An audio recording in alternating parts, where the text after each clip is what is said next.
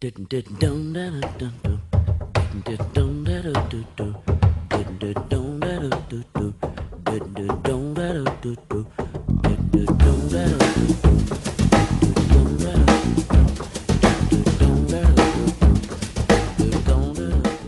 Lesson 10 duet not only serves as a review for the rhythm patterns that we've learned in the previous lesson, but it's a great performance opportunity for you to play in an ensemble with another player. I think as a total musician or a total percussionist, it's important to learn how to play in a group with other players. What you're going to learn from this ensemble is not only how to play your part perfectly in time with a metronome, but to play with another player and listen and react to how that other player plays, to balance your parts so that we hear important parts and non-important parts. We'll get to that in a minute. Let's go through a couple of the special instructions, make sure you know what's going on. In part number 2, in measure 3, you're going to see that I play on the rim and I move back and forth between the rim and the drum. It kind of looks like this.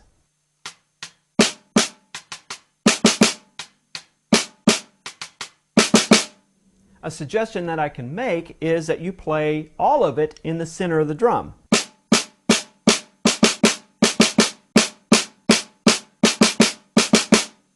Make sure that you can play it there first in time before you go back and forth. Another special instruction is in part 2 on the second line. In the third measure, you're going to see an X with a circle around it.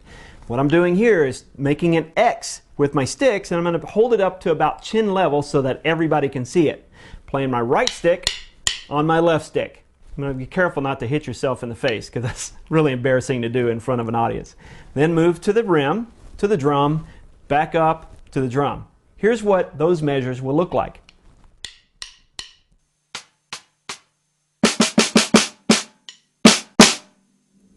So, kind of interesting how those move back and forth.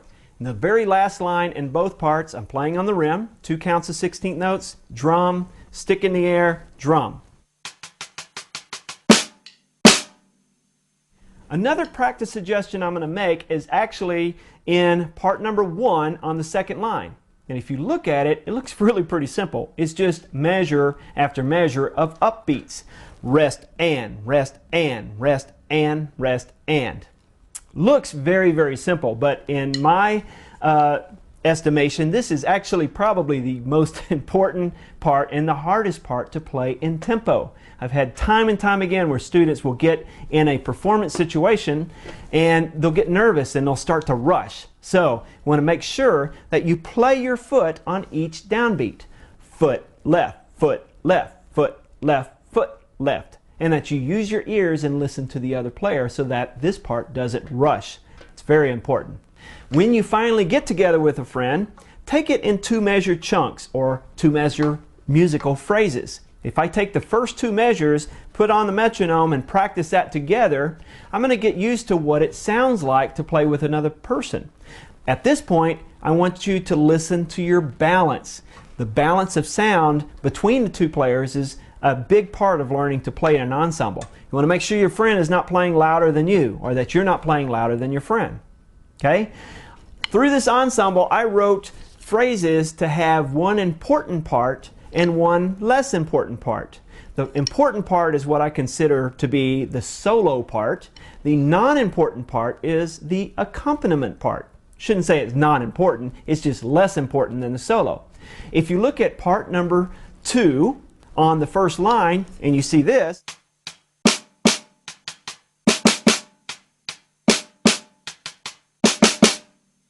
that might sound really interesting to you, but in reality that's just an accompaniment.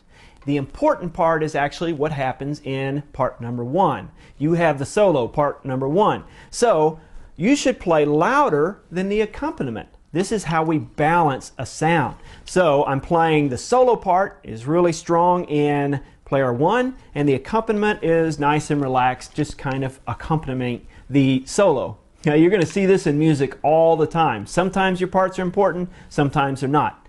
If you look in the second line, this part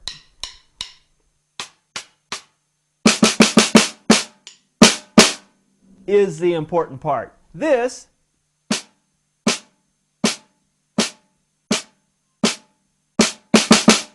is not. So you can see how the accompaniment and the solo parts interact with each other. Okay? Decide which part is important and highlight that as being louder than the accompaniment voice.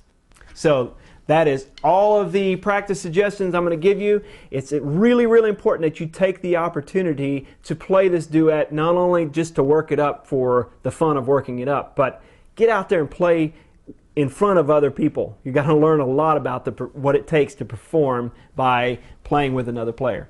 I'm going to play this duet for you so you can see what it looks like between the two parts. Listen to the sound that is created between both the drums. I'm going to play it with myself because I have no friends and nobody will come and play with me. So I'm going to show you how both parts react. You're going to hear me play part 1 on the snare drum. Part number 2 is the snare drum turned off. Listen to the sound that's created and the balance between both parts. Here is the Lesson 10 duet.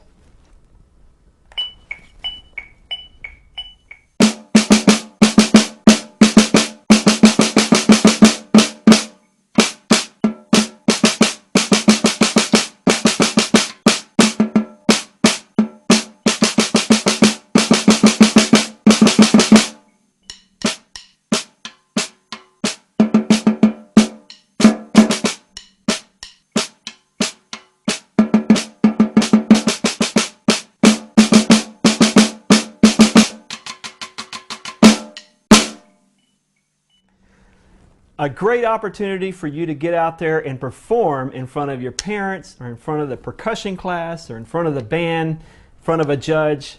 Make sure that you take the opportunity because you're going to learn a lot from performing in front of others. In our next video lesson, we're going to learn a new note value, the dotted quarter note.